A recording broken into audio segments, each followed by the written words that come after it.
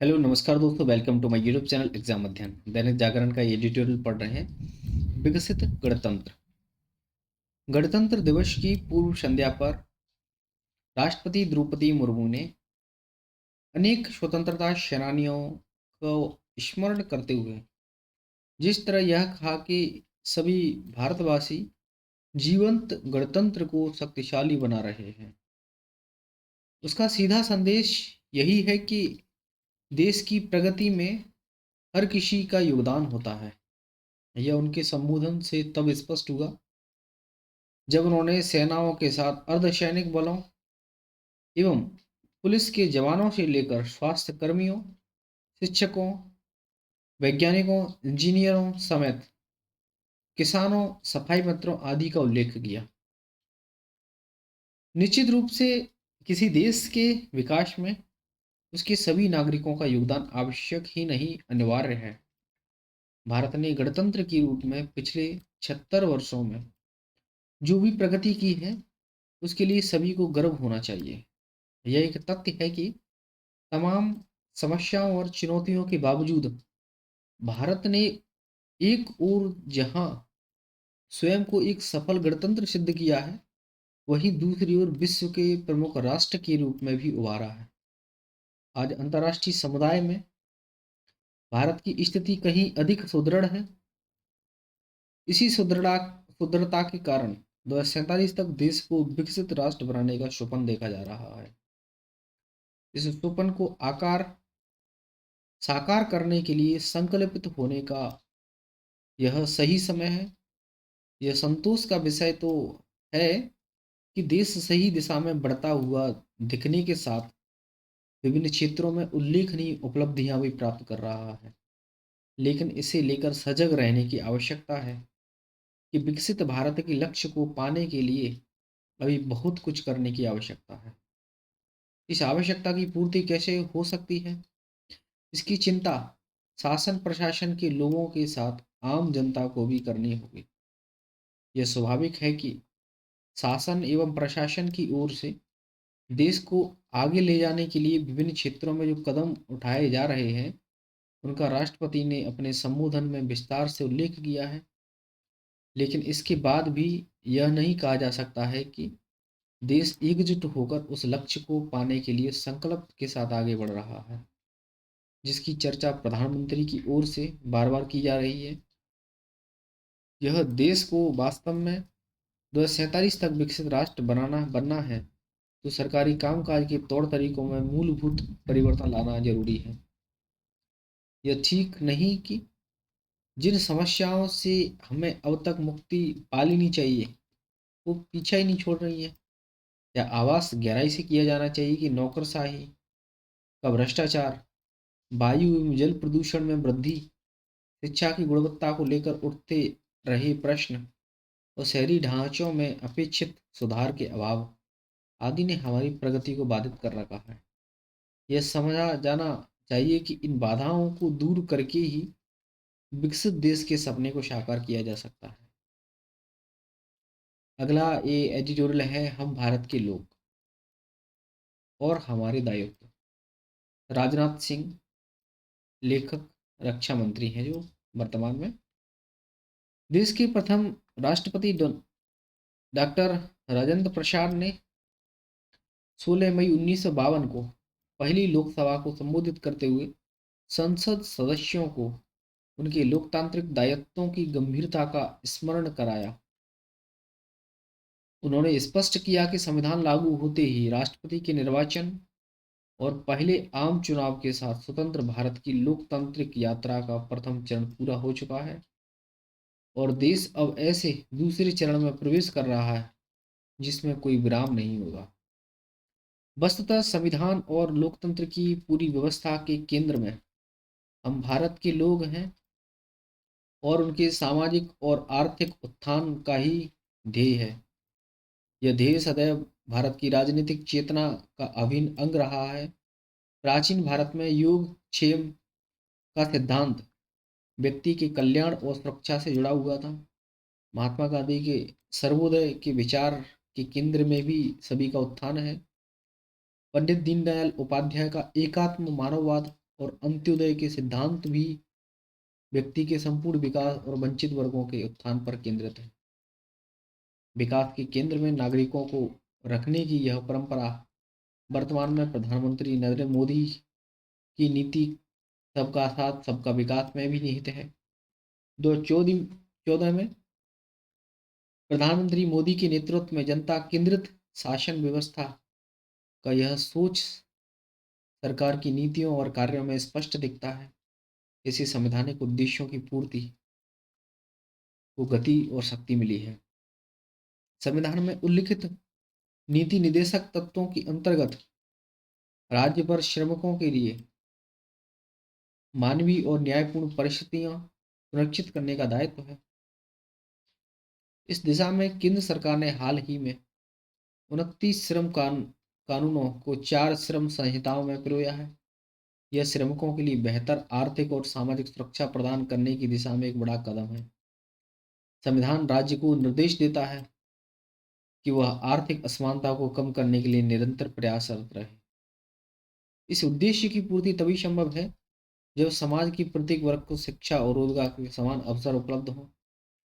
पिछले कुछ वर्षों में लिए गए कई महत्वपूर्ण नीतिगत फैसलों के चलते आज अवसरों की यह समानता हर स्तर पर बढ़ी है। इसका एक उल्लेखनीय उदाहरण स्टार्टअप इंडिया जैसी पहल, जिसके हाल ही में 10 वर्ष पूरे हुए हैं। इसके अंतर्गत प्रदान किए जाने वाले नीतिगत सहयोग, आर्थिक मदद और मेंटरशिप के माध्यम से आज भी किसी व्यक्ति के लिए कोई उद्योग शुरू करना बहुत सुगम हुआ है। आर्थिक प्रगति तभी समावेशी बनती है जब वो अवसरों की समानता हो। आर्थिक प्रगति तभी समावेशी बनती है जब अवसरों की समानता हो। यह आय असमानता को कम करने में महत्वपूर्ण भूमिका निभाती है। आय असमानता को पिछले 12 वर्षों में सभी आर्थिक नीतियों इसी विचार से प्रेरित रही हैं। इसी का परिणाम है कि आज भारत की आर्थिक प्रगति का लाभ भारत का प्रत्येक नागरिक तक समान रूप से पहुंच रहा है। विश्व बैंक की spring 2025 poverty and equity brief के अनुसार भारत ने पिछले दशक में 17.1 करोड़ लोगों को अत्यधिक गरीबी की रेखा के से बाहर निकाला है। सामाजिक रूप से पिछड़े व्यक्तियों के साथ साथ आर्थिक रूप से कमजोर लोगों को भी आरक्षण का लाभ दिया है। केंद्र सरकार ने समावेशी विकास के साथ साथ लोगों के लिए गरिमापूर्ण जीवन और सामाजिक न्याय सुनिश्चित करने पर भी ध्यान केंद्रित किया है। दिव्यांगजन अधिकार अधिनियम 2016 और मुस्लिम महिला विवाह अधिकार संरक्षण अधिनियम 2019 जैसे कानूनों के माध्यम से सामाजिक न्याय और सामाजिक न्याय को और मजबूती मिली है। गरिमापूर्ण जीवन सुनिश्चित करने की इसी भावना का एक अच्छा उदाहरण स्वच्छ भारत मिशन भी है। जन कल्याण की यही भावना प्रधानमंत्री गरीब कल्याण अन्न योजना और प्रधानमंत्री जीवन ज्योति बीमा योजना जैसी पहलों में साफ दिखती है। अन्न योजना के तहत 80 करोड़ से अधिक लोगों को निःशुल्क खाद्यान्न उपलब्ध कराया जा रहा है। जब प्रधानमंत्री मोदी ने आत्मनिर्भर भारत का आह्वान किया तो केवल अर्थव्यवस्था के स्तर तक ही सीमित नहीं था, बल्कि नागरिकों के भीतर आत्मनिर्भरता की भावना बढ़ाने का भी प्रयास था। इसलिए मुद्रा योजना और स्किल इंडिया मिशन जैसी पहलों के माध्यम से नागरिकों को स्वावलंबी और उद्यमशील बनाने पर भी बल दिया गया था।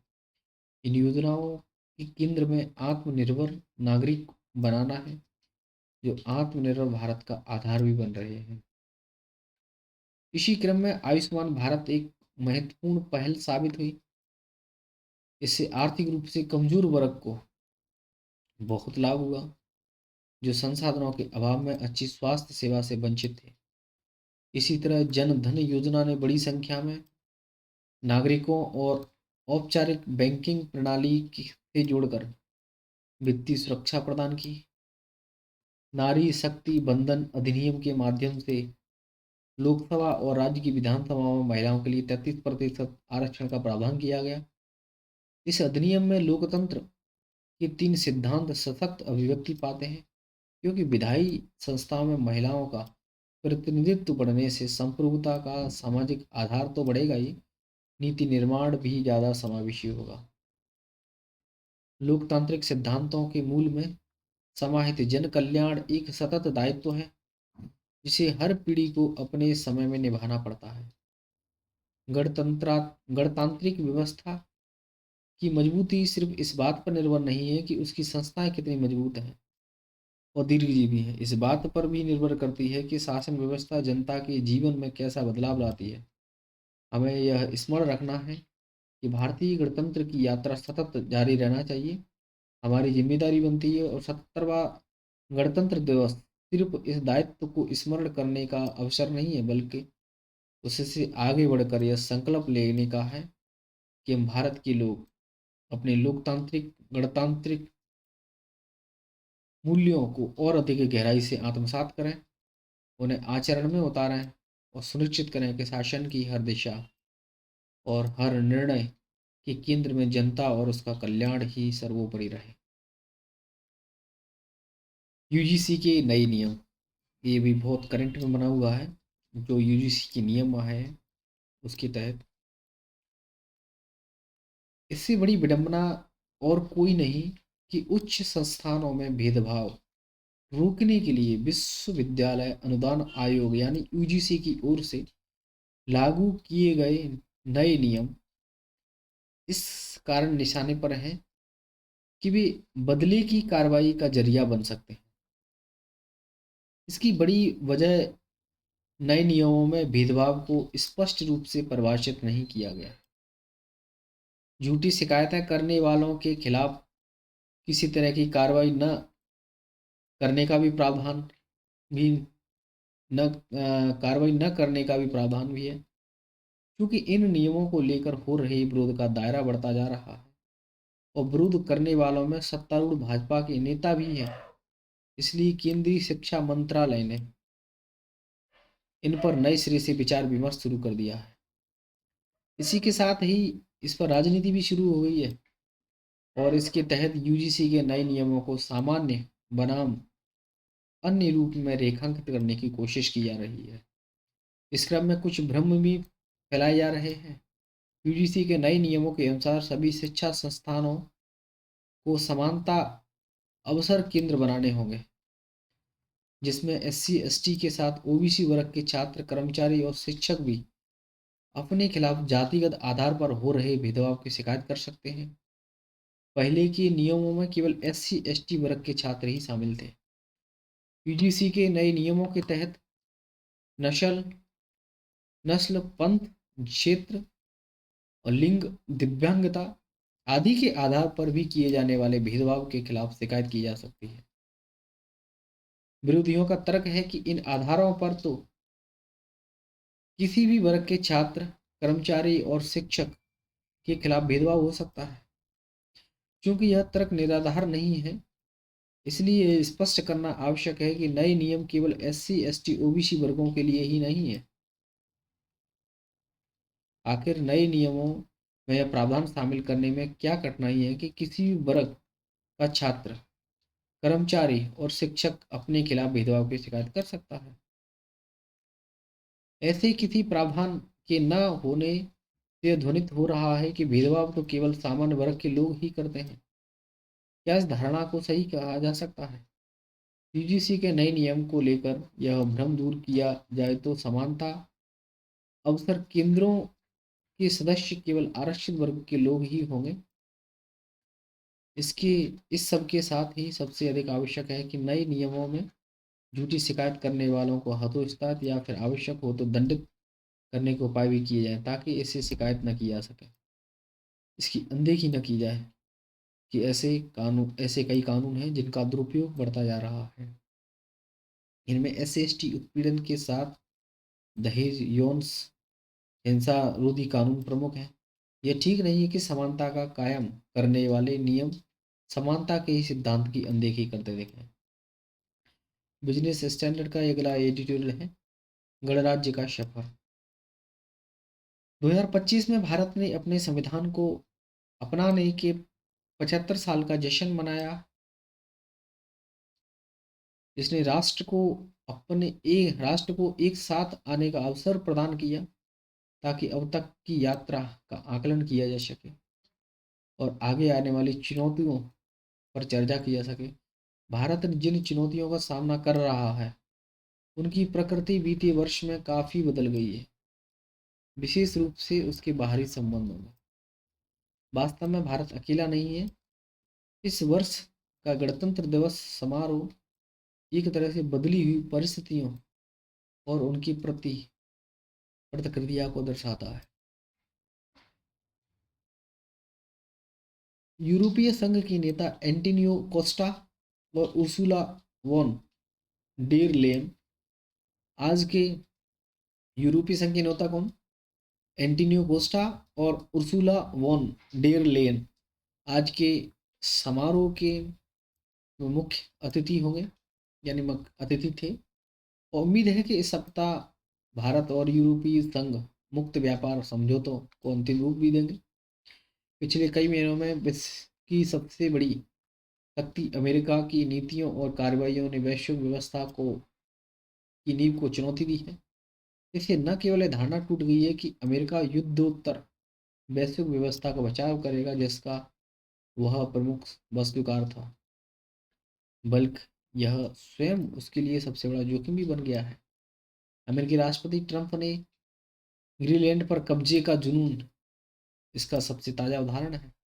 यदि पर ट्रंप ने अपने दावोस भाषण में बयानबाजी के को कुछ कम किया, लेकिन यूरोपीय और अन्य विश्व नेताओं के लिए स्पष्ट हो चुका है कि अमेरिका व्यापार या सुरक्षा के मामलों में अब एक विश्वसनीय साझेदार नहीं रहा है। इसलिए भारत और यूरोपीय संघ के बीच संभावित समझौता महत्वपूर्ण है, और यह कहना उचित होगा कि वर्तमान वैश्विक वातावरण ने इसकी तात्कालिकता को और बढ़ा दिया है। अमेरिका ने भारत को अलग तरह से निशाना बनाया है। रूसी तेल के आयात के बहाने ऊंचे शुल्क लगाए हैं। भले ही भारत यूरोपीय संघ मुक्त व्यापार समझौता कुछ संवेदनशील क्षेत्रों को अपने दायरे से बाहर रखे, यह दोनों पक्षों के लिए एक बड़ी उपलब्धि होगी। ऐसी रिपोर्ट है कि यूरोपीय संघ के कार्बन सीमा समायोजन तंत्र जैसे मुद्दों को भी संबोधित किए जाने की संभावना है। हालांकि भारत की भागीदारी केवल व्यापारिक तक सीमित नहीं है। यूरोप भी रक्षा क्षमताओं का निर्माण कर रहा है, और इस प्रयास में भारत एक साझेदार हो सकता है। भारत यूरोपीय संघ शिखर सम्मेलन इस क्षेत्र में सहभागिता की ओर बढ़ सकता है, जिससे परस्पर लाभ होंगे।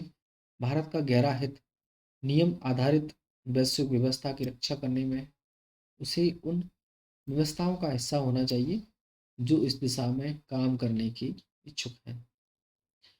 यद्यपि नई वैश्विक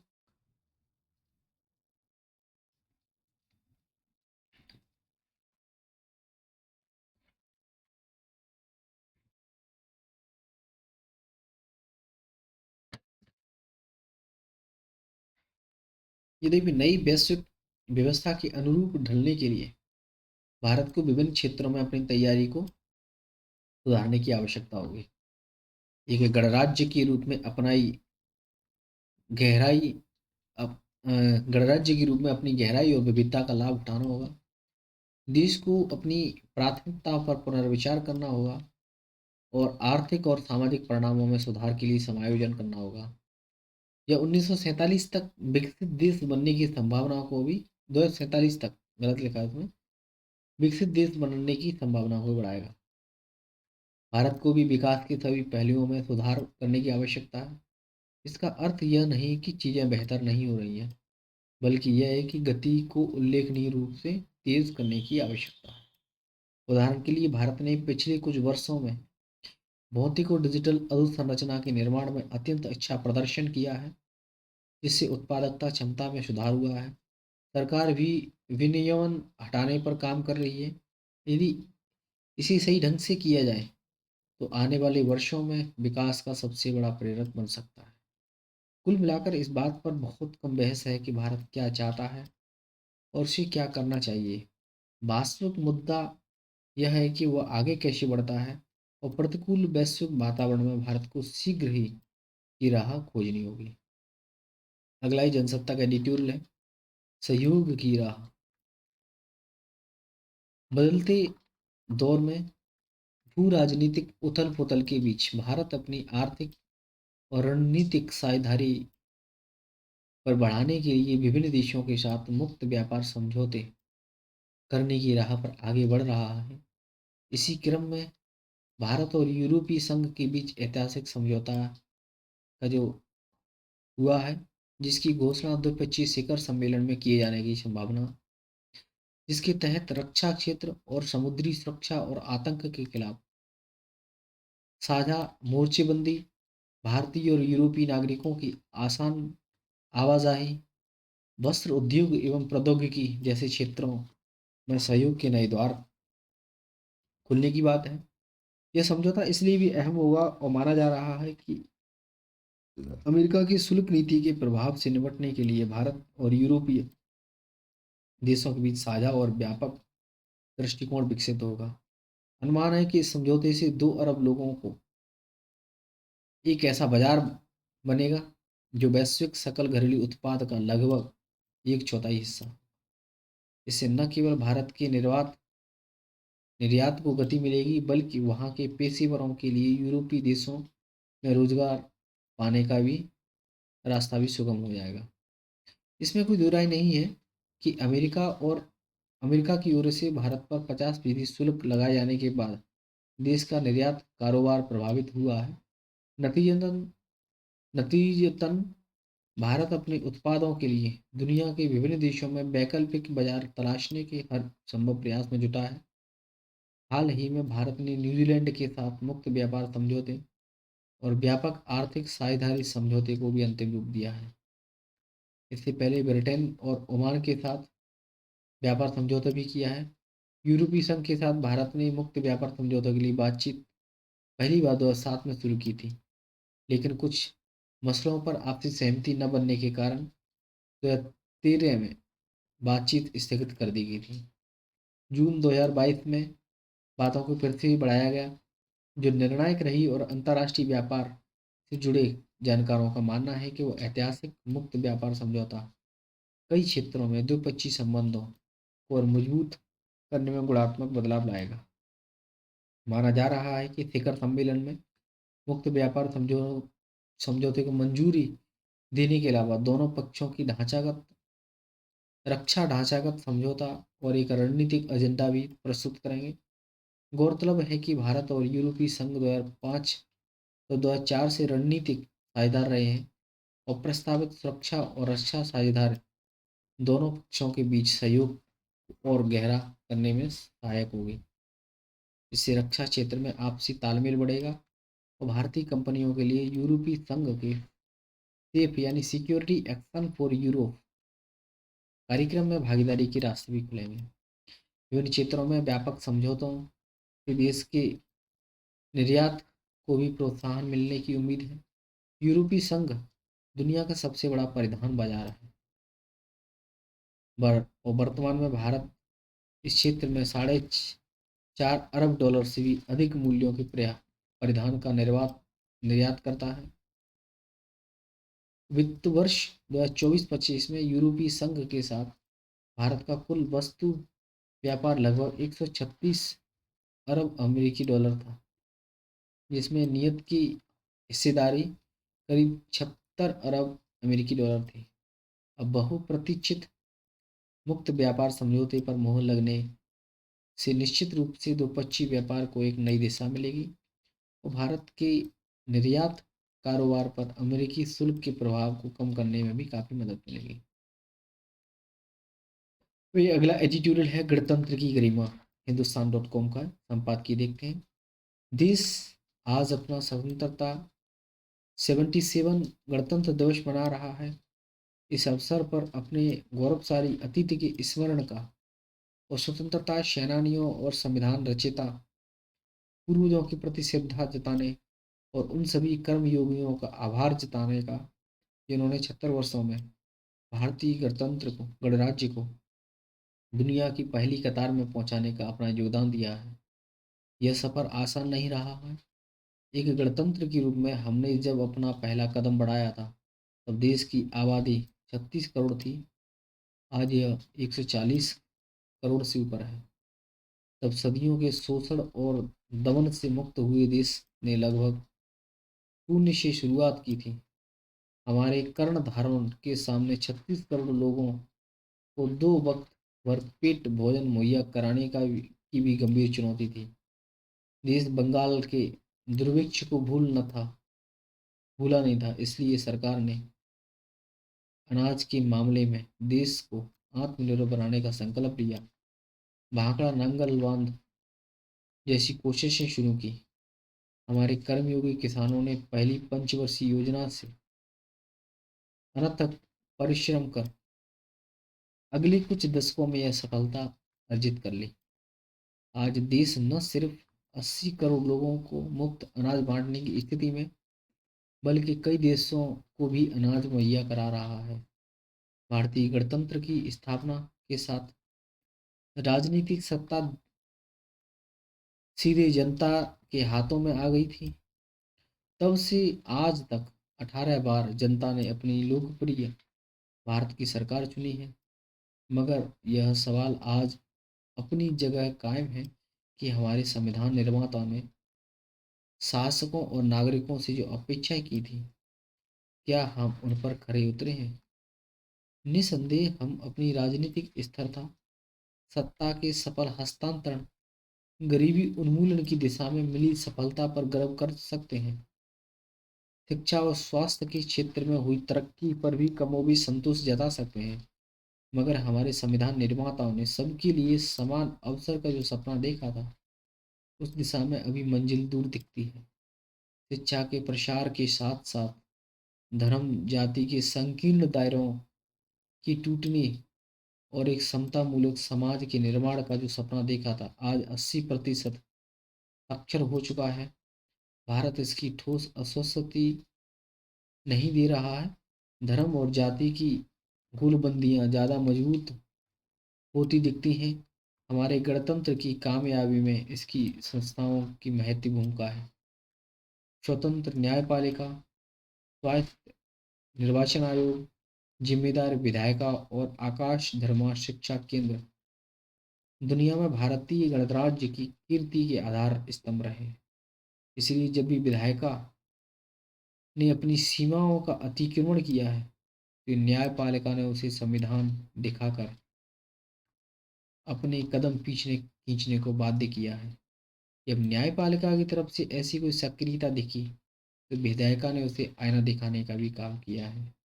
दुर्योग से इन तमाम इरादों में गढ़ की आस्था कुछ कमजोर पड़ी है। यह भारतीय गणराज्य के लिए सुखद बात नहीं हो सकती है। सबसे ज़्यादा सवालों में तो इस देश का निर्वाचन आयोग है, जो गढ़ के अधिकारों का प्रतिनिधि संगठन है। उसके मत के अधिकार का संरक्षण इस संस्था की पहली पवित्र जिम्मेदारी है, कि सिर्फ चुनावों में मतदाताओं की भागीदारी गणराज्य को गौरवशाली नहीं बनाता, कमजोर से कमजोर मतदाता की संतुष्टि से वह महान बनता है। सुप्रीम कोर्ट का बार बार हस्तक्षेप बताता है कि चुनाव आयोग को अपनी कार्यशैली पर गौर करने की दरकार है। भारतीय गणराज्य की गरिमा अक्षुण्ण रखने के लिए बहुत जरूरी है। संकट में ईरान। ईरान में मानव अधिकारों के हनन के आरोप नए नहीं है, मगर ईरान इंटरनेशनल नामक न्यूज़ एजेंसी ने 8 और 9 जनवरी के विरोध प्रदर्शन के दौरान जिस बड़े पैमाने पर लोगों के कत्ले-आम का दावा किया है, वह हैरतनाक है।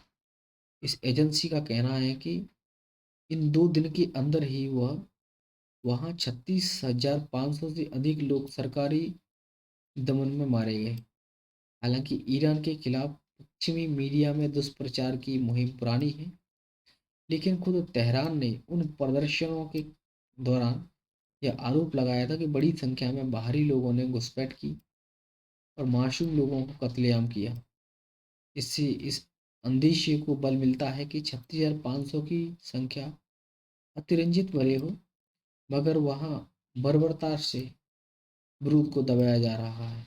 उधर अमेरिका में स्थित human right activist news agency ने विरोध प्रदर्शनों के द्वारा कम से कम 5,137 मौतों की पुष्टि की है और 12,904 अन्य जांचों का भी दावा किया है। कुल मिलाकर ईरान के हालात गंभीर बने हुए। खुद ईरान के राष्ट्रपति मसूद पेजेस्कियान ने इस तरह आवाम के गुस्से को समझने की बात कही थी। उससे भी तस्दीक होती है कि यह सिर्फ प्रचार पश्चिमी दुष्प्रचार का हिस्सा नहीं है। यह कोई छिपी बात नहीं है कि लंबे समय से कठोर आर्थिक प्रतिबंधों और इजराइल के साथ लगातार संघर्ष के कारण ईरान की माली हालत जर्जर हो चुकी है। इसका अंदाजा सिर्फ इस बात से लगाया जा सकता है कि वहाँ $1 की कीमत लगभग 10,75,000 रियाल हो गई है ईरानी मुद्रा में। ईरानी लोगों की क्रय शक्ति जवाब देने लगी है। मध्यम वर्ग की खाने पीने की चीज़ें व इलाज खर्च करने की चुकाने की क्षमता खत्म हो रही है। मौजूदा जन उबालों के पीछे इस तबके का गुस्सा बताया जा रहा है कि सवाल उठता है कि ऐसे बर्बर दमन से क्या लोगों के आक्रोश को दबाया जा सकता है। महिलाओं के खिलाफ मजहबी पुलिस को निर्मम कार्रवाइयों ने तेहरान के प्रति दुनिया के नजरिए को पहले की बुरी तरह प्रभावित किया है। ऐसे में इतनी बड़ी संख्या में अपने ही देशवासियों का तथाकथित कत्ले आम से उसके प्रति रहस्यमयी सहानुभूति तुरंत हो जाएगी। ईरान का सबसे बड़ा संकट यह है कि उसकी सत्ता में बैठे लोग लंबे समय से सामाजिक समस्याओं का हल वैश्विक अदावत में तलाश रहे हैं। सामाजिक सुधार और आर्थिक पुनरुद्धार के कार्यक्रम चलाने की बजाय तेहरान सरकार का ज़्यादातर निवेश सुरक्षा मद में होता रहा है। पश्चिम से दुश्मन बढ़कर ईरानी शासक यही सोचते हैं कि राष्ट्रवादी लहर के नीचे सारी शासकीय कमियां दब जाएंगी। मगर जिस तरह रह रहकर वहाँ जन आक्रोश भड़क रहा है, इससे उसकी बाहरी सुरक्षा भी प्रभावित हो रही है। अमेरिका, इजरायल और पश्चिमी देशों की आंखों में उसका परमाणु कार्यक्रम खटकता है। अब अमेरिका जिस तरह तनाव बढ़ता जा रहा है अमेरिका से, वाशिंगटन विरोधी शक्तियां तेहरान को उकसाने में लगी हैं। तो एक खतरनाक रूप ले सकता है। तेहरान को समझाना होगा कि एक छोटे अंतराल का युद्ध भी उसके खोखलेपन को उजागर कर सकता है। इसलिए धमकी की मुद्रा के बजाय उसे शांति का रुख अपनाना चाहिए। ईरान के लिए इस समय सबसे ज़रूरी है कि बातचीत के जरिए वह न सिर्फ युद्ध की किसी आशंका को टाले बल्कि अपने घरेलू नीतियों में मानवाधिकारों का सम्मान करना सीखे। घर ही शांत रहा तो बाहरी रक्षा कितनी कारगर होगी। जांच जांच एजेंसियों का यूं टकराना ठीक नहीं है। ये अंततः लास्ट ही एडिटोरियल है। आइए इसको देखते हैं। विभूति नारायण राव पूर्व आईपीएस अधिकारी हैं। सर्वोच्च न्यायालय ने 19 जनवरी 2026 को एक महत्वपूर्ण फैसले में कहा है कि पुलिस समेत राज्यों की अन्य एजेंसियां को केंद्रीय कर्मचारियों के विरुद्ध प्रिवेंशन ऑफ करप्शन एक्ट या किसी दूसरे कानून के तहत दाखिल मुकदमों में चार्जशीट लगाने से पहले सीबीआई से अनुमति लेने की जरूरत नहीं होनी चाहिए। देश का संविधान संघात्मक ढांचे की परिकल्पना करता है जिसमें केंद्र और राज्यों के अधिकार क्षेत्र स्पष्ट रूप से बटे हुए हैं। कानूनी व्यवस्था कुछ अपवादों को छोड़कर राज्यों के अंतर्गत आती है, इसलिए उसे लागू करने वाली एजेंसियां भी उन्हीं के अधिकार क्षेत्र में हैं।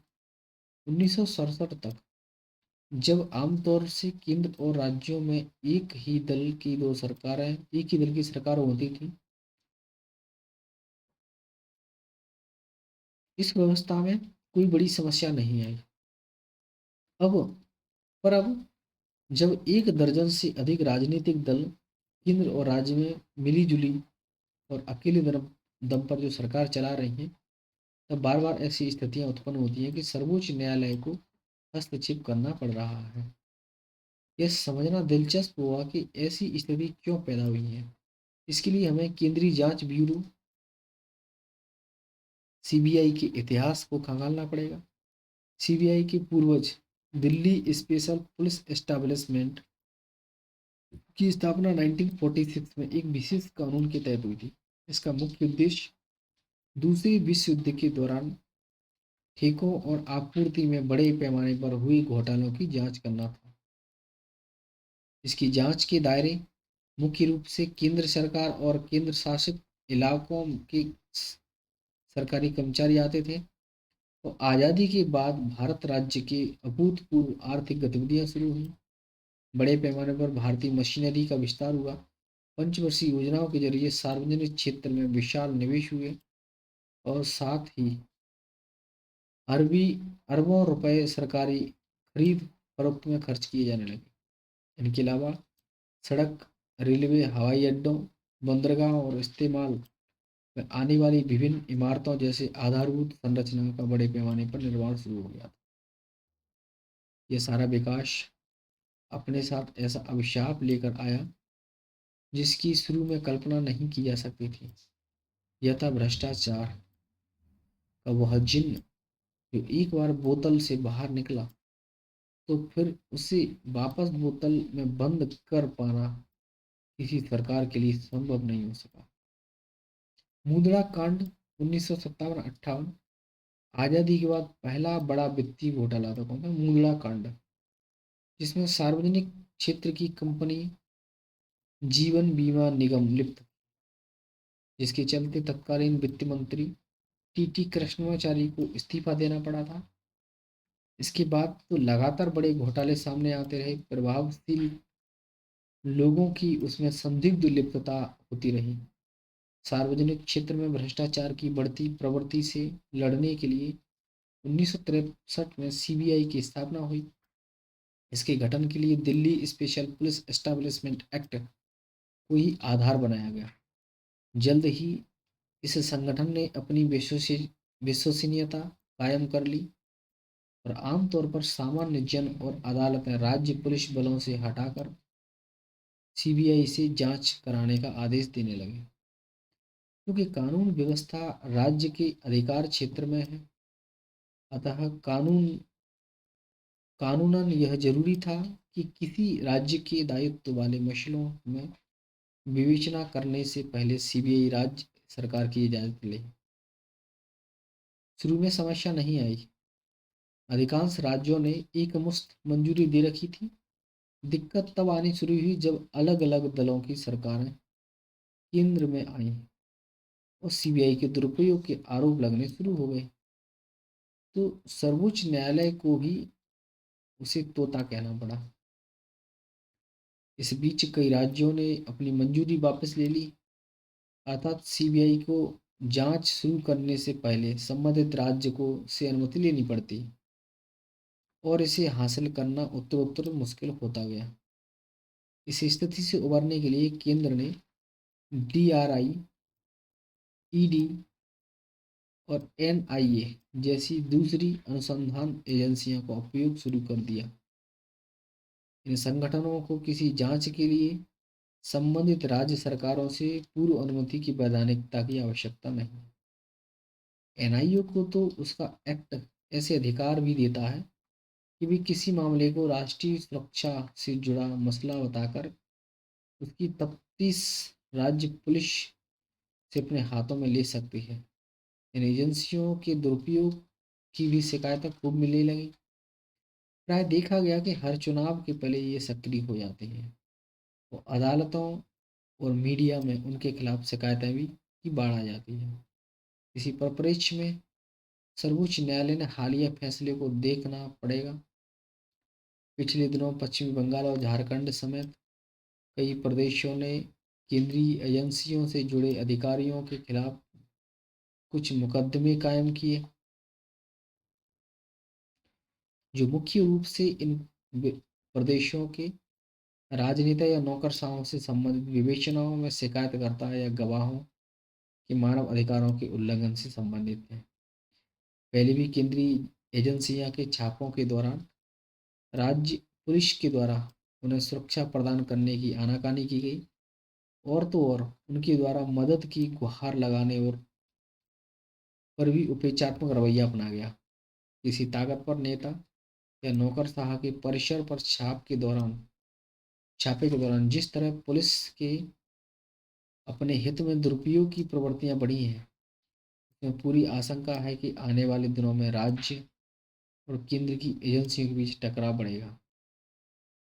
इसी आशंका से इनकार नहीं किया जा सकता है कि भविष्य में अब जब भी केंद्रीय एजेंसी किसी प्रदेश के ताकतवर व्यक्ति के खिलाफ कार्रवाई करेगी, उसे संबंधित राज्य की पुलिस द्वारा अपने अधिकारियों के विरुद्ध कार्रवाई के लिए तैयार रहना पड़ेगा। एक संघीय व्यवस्था के लिए यह स्थिति किसी खतरे की घंटी की तरह है। क्या हम चाहेंगे कि नौबत यहाँ तक आए कि केंद्र और किसी राज्य की पुलिस दुश्मन देशों की सेनाओं की तरह एक दूसरे के सामने खड़ी दिखे? सुप्रीम कोर्ट का निर्णय संवैधानिक रूप से तो सही है, पर आने वाले दिनों में इसके चलते ऐसी स्थितियां उत्पन्न हो सकती हैं जिससे निपटने के लिए संविधान में बड़े संशोधन करने पड़ेंगे। इस गंभीर संकट से बचने के लिए जरूरी है कि हमारे राजनेता ऐसे अवसरों पर ज़्यादा उत्तरदायित्व पूर्ण प्रतिक्रिया दें। इसके लिए प्रश्न का उत्तर ढूंढना होगा कि वे ऐसे प्रौढ़ व्यवहार के लिए तैयार होंगे। Thank you. जय हिंद, जय भारत।